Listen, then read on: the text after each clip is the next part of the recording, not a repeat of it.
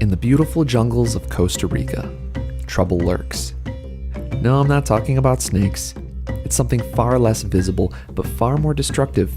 It's called chytrid fungus, and it's been affecting frogs and other amphibians all around the world since the late 80s.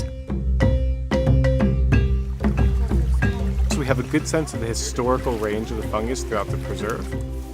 What these students are doing is collecting more tadpoles that we will then test back in the lab in the United States to see how this fungus has changed in prevalence and intensity in the preserve and what that might mean for the species that still live here.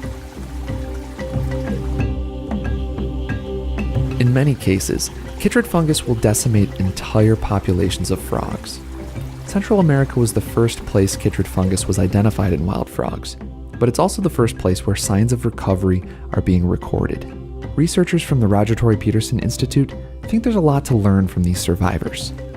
If this disease pattern can be understood, it may help us in the future when responding to sudden global outbreaks of other diseases.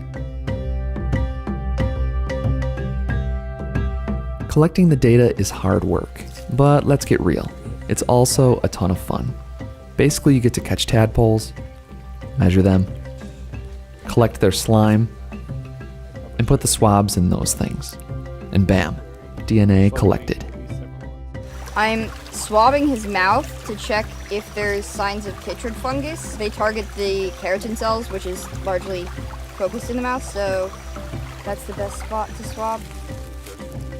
What's really awesome for me is that, especially here in our obbies, we have species that we know are infected by this fungus but are still surviving and even recovering in density. And so that's really awesome because it's not a story that we're hearing from everywhere. So the chance to work on these species and work in an area where this is occurring is really special. All this fun is incredibly meaningful to these young students. And it's incredibly meaningful to science.